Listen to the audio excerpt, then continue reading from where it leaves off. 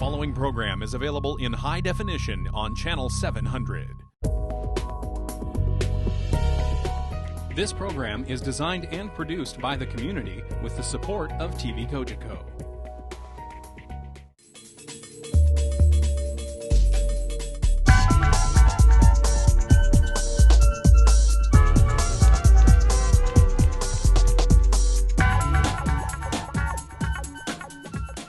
Welcome to this episode of Council Matters. This is a talk show in two parts that shows how the public and the council work together to address the issues of our town. We deal with topics that we know to be of current interest to Oakville residents, and we hope you'll find this interesting as well. I call it Council Matters because in the Municipal Act, it says all municipal power is exercised only by council by resolution. It makes me glad to be a member of council so that I get a say. I have one vote, but it also underlines where the power really is. Joining us today are Paul Jemison, who's a leader of the West River Residents Association. I like to say that's the residents association that's behind Kerr Street, because they're behind Kerr Street in every sense. And Janis Smith, who's the proprietor of Elm Hill Cookies. And if you ever have one, you won't stop. That's what happened to me. And Dean MacLean, who is the chair of the Kerr Street BIA. I'm so glad that you're able to join me today. The thing I wanted to get your feedback on is the actually years and years that we've been working on the revitalization and pumping up of the Kerr Street business area with the, almost 20 years ago, 20 years ago, we had a task force on revitalization. I actually served on that as a civilian volunteer long before I ever thought about politics. And now we have the community improvement plan for the area and the facade improvement plan. Dean is the chair of the BIA. How has this program been received? Is anybody coming forward for it? I think currently the program seems to be taking off quite well. I personally know of one merchant in Kerr Village that has engaged in the project, and I followed up with him the other day, and he seems to be quite pleased with the progress. So, Janis, what's your sense from your fellow merchants?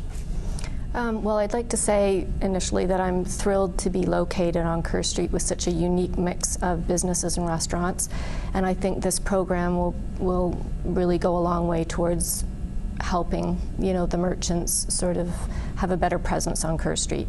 Businesses feed off of other businesses, and I think any way we can make things look better, it will be good. So my sense is from the other merchants around me, hopefully they'll be able to afford to do it. That would be my only concern, that if there were businesses that, maybe couldn't afford to do it but wanted to do it. But yeah, I think it's a great program. Okay. So Paul, your association really has put its shoulder behind the wheel on Kerr Street. What was your association's reaction to the facade improvement program? We think it's a great idea. We really appreciate the town taking one more step and involving us. It's really good. So just to clear up how it works, merchants who face the street are eligible for up to a $10,000 grant towards the cost of facade beautification and improvement. And if they're a corner location, up to $12,500. And Janis, I take your point that if they don't have money to put into the project, they may not be eligible. And council, I think, was of a mind that if they weren't able to invest, they might not be a good investment. And we were trying to target the money to people who would last. Yes. So, how do you think that's the right approach?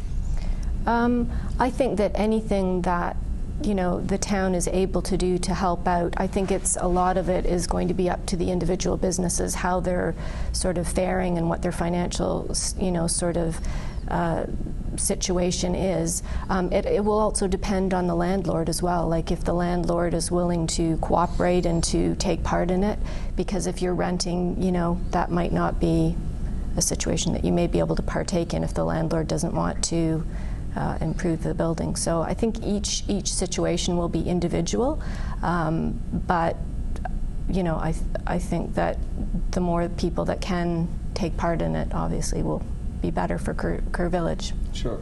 Now, in the last 20 years, I've seen a huge amount of improvement in Kerr Street. It's to my eye practically constant, and you were attracted to set up your shop there.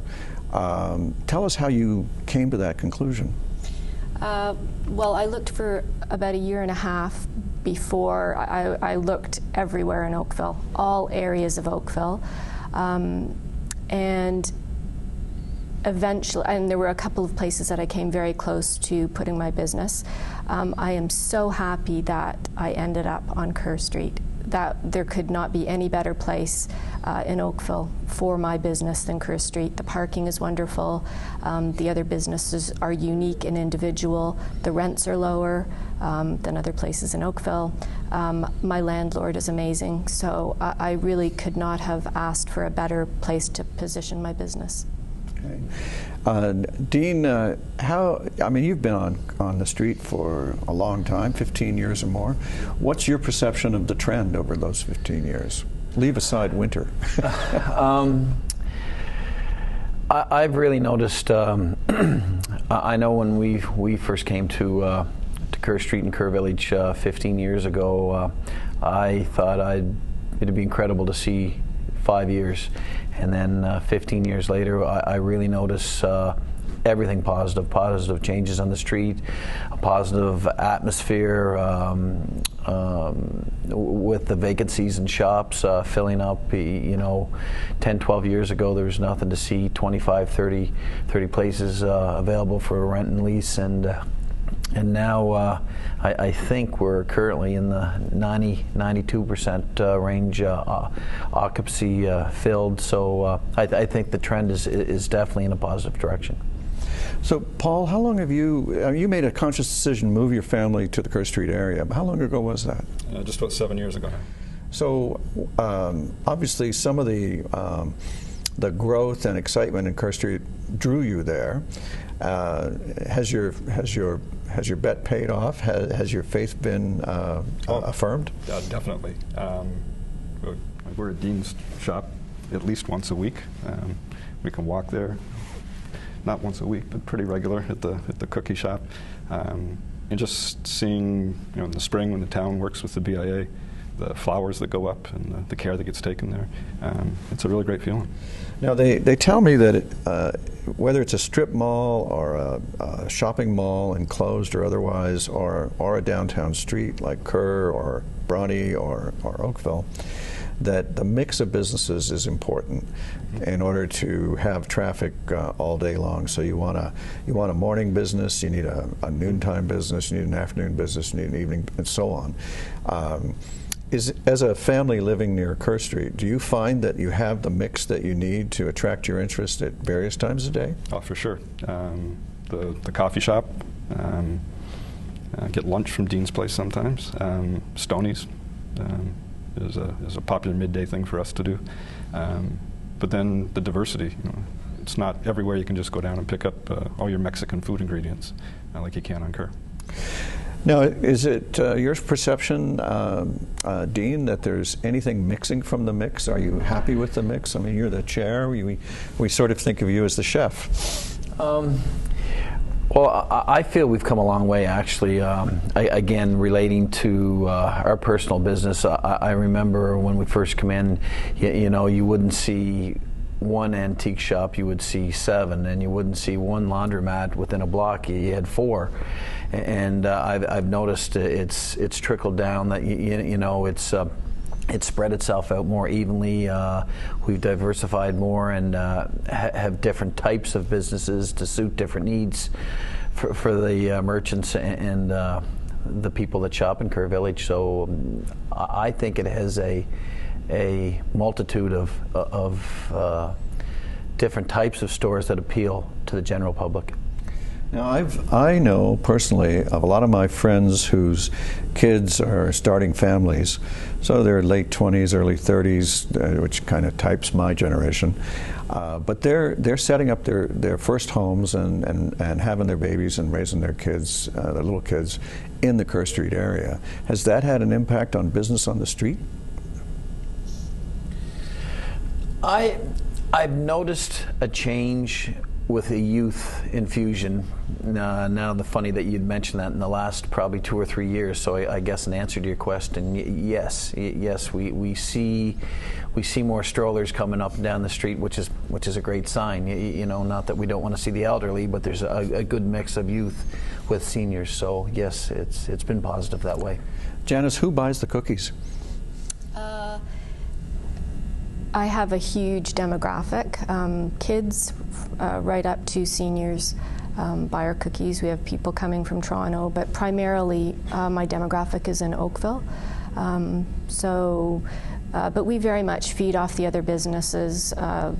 Mermaid and the Oyster, Boffo's, Stoney's. A lot of people go and have lunch at Stoney's and come down and have a cookie afterwards. We have people that have meetings at our, in our front, having a cookie and a cup of tea. So the demographic is really wide for us. We're really lucky. And because the mix in the neighborhood is really wide, it's a great place for us to be.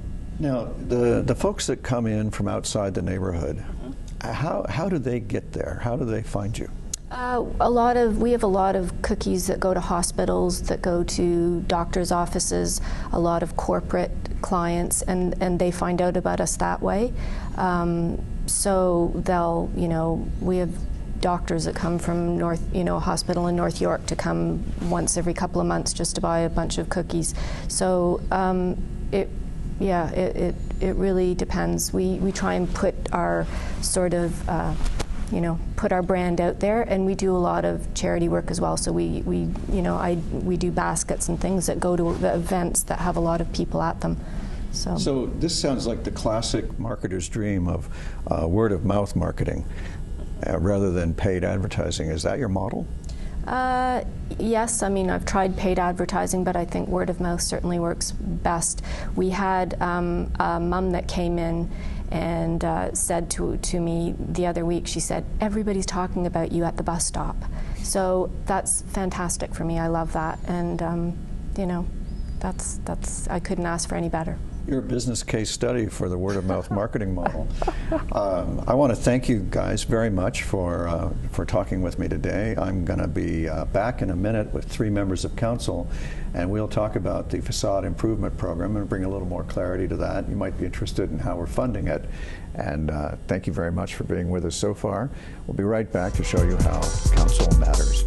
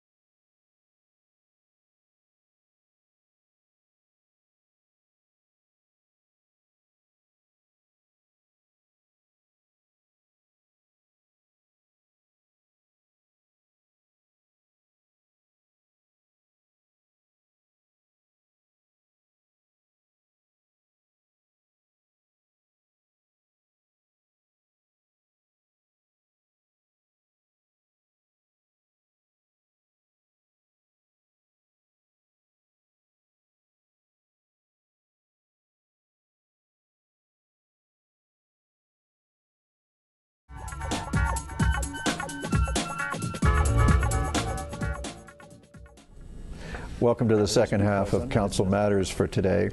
I'm joined now by Councillors Cathy Duddeck, who's the Town and Regional Councillor for the Central South part of Oakville, Ward 2. Councillor for the Town and Region, Alan Johnston from Bronte, Ward 1, the Southwest. And Councillor Pam Damoff, the Town Councillor for Ward 2, the South Central. Thanks for joining us today as we talk about the Kerr Street improvement. Mm-hmm. We've all been involved in pumping Kerr Street up for years and years. Kathy, you're an Oakville girl born and raised, so I was going to say braised. I was going to say not. What's your historical perspective on the Kerr Street development? Well, having, as you said, grown up in Oakville, and for the longest time, Kerr Street was not the area that you would frequent, much like Bronte had the same sort of persona. It has changed so much over the years, and part of it is the working relationship between the town, between the merchants, and the businesses that are situated in the Kerr area. The BIA had a huge amount to do with that. It sort of gave us a group by which we could actually start making plans and have a channel for going forward. So is your perception that it's been a straight line up or a bumpy line up, or has it, do you agree it's gone up? It's gone up considerably, considerably. You only have to look at, as they mentioned in the earlier segment, the diverse, businesses that are locating there. You've got Westwood Square that has now been improved. We're going to be working on the Oakville Arena property. A lot of the landmarks that needed to be also revitalized to be incorporated in the area. And part of the revitalization, of course, is facade improvements. We've had one or two that have taken place in the area, one that's at Kerr and Rebecca. And it demonstrated clearly how you could take a somewhat tired building and give it new life with just something as simple as maybe paint on the brickwork or maybe some awnings, things of that nature. Okay. Alan, you've devoted at least 40 years of your life to Bronte and Oakville. Yeah. And Kathy just made some comparisons to Bronte. What's your sense of the two areas? Well, Kathy's right. 40 years ago when I came to Canada, Bronte and Kerr Street weren't the most desirable places to be. There's been a lot of changes, and there's been a lot of gradual changes. So I think today a lot of people don't realize how much it has improved over the years. You don't see the incremental changes. It's when something big takes place. Kerr Street is a vibrant area. They've got great stores, much like Bronte. Now, I know that it seems hard to imagine today, but a little bit more than 20 years ago, in the famous Oakville Downtown, there was an empty hole in the ground where a gas station had been. There's been improvement in all parts of Oakville, and I'm struck by your point that you don't see the incremental changes as you're living them, but when you take a big historic look back, you really start to see something.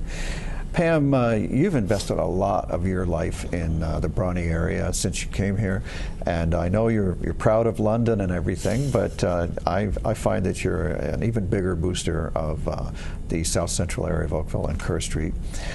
We've got $150,000 in this facade improvement pot, and as Alan points out, you can double that because of the merchant contribution, the applicant contribution. What do you think? What do you think we'll achieve with our notionally $300,000 worth of facade improvement? Well, it's a fabulous program, and it's a wonderful thing that Council is doing to try and, just as you mentioned at Kerr and Rebecca, or was that Kathy who mentioned that at Kerr and Rebecca, where it just modernizes a building, it spiffs it up and makes it more appealing for people to come to the area. And I know there's the town has been really helping businesses walk through the process and work with this. Our planning staff have been fabulous with the businesses, and I think in addition to the work the town is doing on other areas with Westwood Park, and it's just going to brighten up the whole street. Now, an interesting angle on this is, when we were doing Livable Oakville, when we were completely replacing the old official plan that I used to call a block of Swiss cheese, it had so many holes and loopholes in it, one of the things that we heard loud and clear from the Kerr Street area was that they wanted to grow. And as a result, we have 6 designated growth areas in our official plan. And Kerr Street is receiving some growth as they want. And that's producing what we call Section 37 revenues. So this is non-tax revenue, and some of the Section 37 revenue that's coming from growth is funding this facade improvement plan. Is the street and the neighborhood still happy? Are they still happy with the position they chose in the 2010 new official plan? Well, I think any kind of change is challenging, and certainly as some of this growth has come in, we've heard from residents where it's a change in the neighborhood. But overall, I think in the long run, it's going to be good for Kerr Street to have more people in the area to shop, to dine, to just discover the street, and so in the long run it will be. But I mean, it's growing right now, and it's in transition in terms of some of these projects taking place. Yeah, I'm wondering how people would feel if they asked for growth and they didn't get it, which is sort of a good question for you, Alan, because the Bronte area was another, the downtown Bronte Village area was another area where the residents were very strong about wanting growth, wanting to see the mall redeveloped, and by and large, what I hear from that area is when, hurry is what I hear. That's correct. To have vibrant business areas, you need to walk through traffic from local residents. You can't just be a drive to destination. And you need a good business mix for the residents too. So yes, growth is important. And I think our official plan, we're controlling it, not the developers, and that's the big change I see in Oakville's policies. Now, Cathy? Yeah, I was just going to say, I think the reason ours works so well in the Kerr area is clearly attributed to the fact they participated so much, meaning members of the public, in creating the plan. And when we did the exercise for the Kerr Village, and our planning department actually won an award for that, and it was basically providing people an opportunity to say, here's the amount of density we have to address in the area. Here's the forms that you can use it. Where do you want to see it placed? And it came out very clearly that they indicated just around the north end of the Kerr area as being the area that they saw as being prime for intensification. And of course, we now have Rain Development to Empire Communities going in there. And we also identified the core of the business area as also being an area that we could go up a little higher than we currently do. Right. So the lesson there, I think, is that if you want a vibrant and healthy business district, there's one essential thing without which no other thing will make it happen, and that thing is shoppers. That's correct. So it really comes down to how do you get shoppers down there. I'm really impressed with the awareness in the business communities of all three business areas that the mix of businesses is really important. I'm also impressed with the way most businesses seem to understand that they need to constantly reinvent themselves. Correct. And that as time goes by, you might have a dedicated clientele, but that clientele may grow up and move. That clientele may get older and retire somewhere warmer. And then you may have winters like this where everybody's thinking about, even hell looks attractive compared to the temperatures that we've been living with. Did everybody see the Rick Mercer video? Yes. Imitating the long-range forecaster with the bit about, we always put a better day at the end. Carrot. A carrot. That's terrible. Yeah. Well, you know what? When you say that, though, just the better day for Kerr Street, I don't think is at the end anymore. That's true. When Cathy first went on council is when the BIA first came to form, and it was sort of, there was a vision that someday Kerr Street would get better. And that 7 days of hope, we're getting much, much closer to it now. So I share a sense that we're living it now as opposed to dreaming of it. Absolutely. So we have about 2 minutes to go. I wonder if there are any perceptions that among your constituents that are the same as this or different. What's the sense, especially in Ward 2, around the fate or the success of Kerr Street? I think the area residents who have also participated and put a lot of time and effort into creating the success we've realized on Kerr Street, they're very encouraged. We've had some people who are a little what shall I say, apprehensive with the amount of growth that has been taking place in terms of the turnover within the more mature neighborhoods. And as Pam said, change is sometimes difficult for somebody who's been there a long time. But then in turn, they're also realizing considerable investment dollars as a result. If and when they want to leave that home or they want to create something larger, it's worth putting the money into because they realize they've got a good investment in the area. So it's a little bit of pain with a visible gain? Exactly, exactly. So what about you, Pam? Well, you know, I think one of the challenges Kerr Village has is letting the rest of Oakville know how wonderful it is. I think that the people who live nearby recognize that there are great places to dine and to shop, but a lot of people who haven't visited. So I think all of us would say, come to Kerr Village, rediscover Kerr Village, and just see what's there. And I would be remiss if I didn't say the warmer weather is coming, and we're getting bike posts on Kerr Village this summer. That's true. So you'll be able to actually ride your bike if you're nearby to Kerr Village. Oh, I look forward to that, and I hope that's not just the hope of warmer weather. It's not just long-term forecast.